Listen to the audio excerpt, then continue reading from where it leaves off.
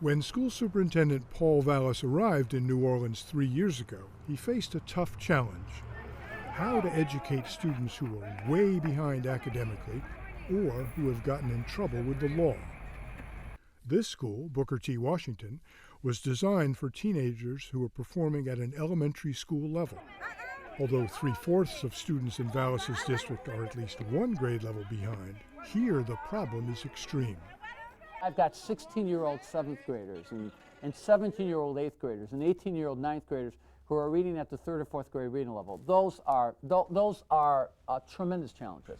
Students who have been expelled or run into trouble with the law attend Success at Schwartz Academy with the goal of improving their behavior and returning to regular high school.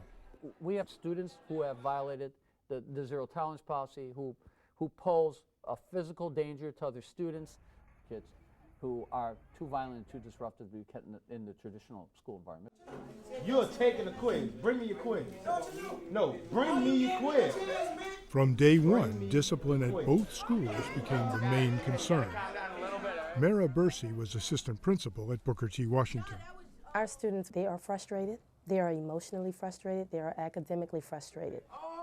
They're not aware of how they're creating a domino effect or how it may affect the entire classroom. Halfway through his first year, Vallas turned to an approach he'd used before as superintendent in Philadelphia. He hired a private company, Camelot, to run Booker T. Washington and Schwartz. One of the reasons that we brought Camelot in was there was no infrastructure. When we came in, there were no alternative schools. We were not equipped yet to come in with a model of our own and to set up these programs and to run them effectively. Camelot established a rigid code of behavior. Where are you supposed to be? Students had to walk through the halls with their hands behind their backs. Those who acted out were removed from class and placed in school suspension. For right now, you don't even need to copy this last sentence. According to math teacher Luke Stratner and others, the approach backfired. There was big fights going on every day. And so there was so much chaos that the Camelot guys, we were all trying to control the chaos, but it wasn't really working. Just over a year later, Vallas chose not to renew Camelot's contract at either school. Did you fire Camelot? No. We contracted them only for a single year. I mean, the game plan was to bring them in to get programs set up so that we wouldn't have these kids on the street, and then to bring the programs in-house. So that was always part of the plan. Bringing in Camelot was a mistake or not? No, it wasn't a mistake at all. Given the fact that nothing existed, I believe that they did an adequate job. In fact, maybe even a more than adequate job. This year, Paul Vallas took back control of his alternative schools, and he's moved fast. Who else? You've been in trouble? Introducing a host of strategies designed to reach beyond the classroom and address the deeper roots of student problems. Who here believes, if you believe you would shoot somebody if you got in a fight with them? Let me see your hand. Raise your hand. I had got jumped. It was the first time I ever got jumped, and I was excuse my language, I was pissed off. This is Circle of Courage, a new course at Booker T. Washington, the school for overage students. It's a daily class designed to teach them to make better life decisions, a lesson leader Khalil, Osiris, and other instructors have learned the hard way. Each of us have had challenges with the criminal justice system. We've made some very poor choices and in some cases horrible choices in our lives, but have found a way to turn our lives around. You have the potential to do it all. But it comes down to what kind of choices you're going to make. You feel me? They been there, they done that, and they understand, and then they give us a positive note so we don't take the same route that they took. I love that. Deputy Superintendent Michael Haggen oversees Vallas's alternative schools. They're learning how to de-escalate on their own. They're learning how to do peer mediation. They're learning that there are opportunities where you are going to be on the outside world, where you're going to have to make a choice. Do you want to do something that's a poor decision, or do you want to make the best decision? Principal Rosemary Martin hopes that lessons learned in Circle of Courage will lead to academic success.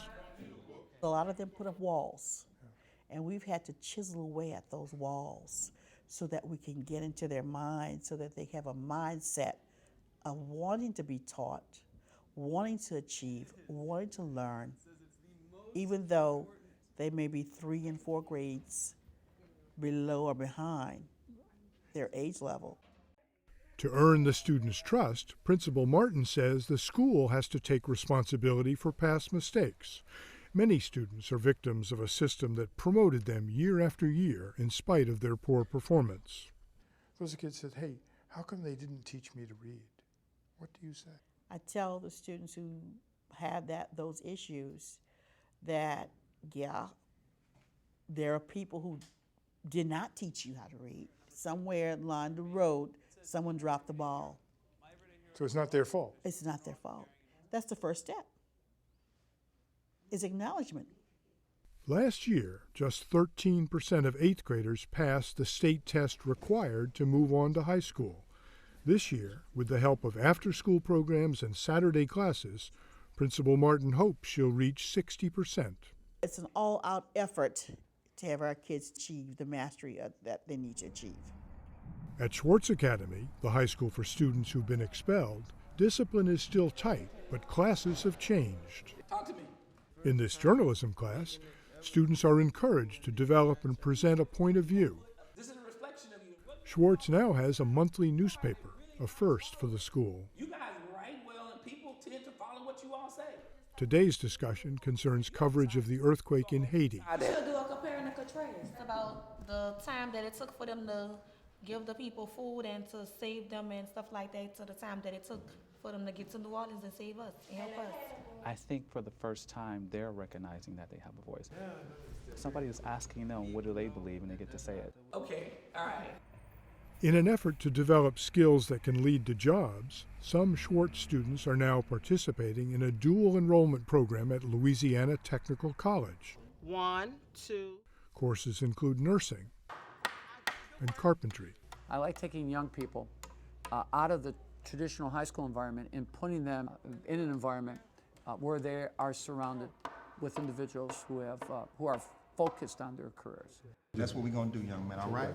Although both schools still struggle with behavior problems, Vallas believes his empowerment approach is making a difference. It's like tough love, where with Camelot it was tough.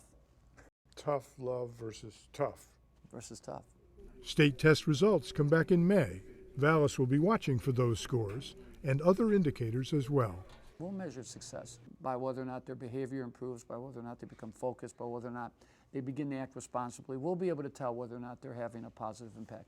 Already some students are voting with their feet. At Schwartz, students are meant to transfer back to traditional high schools.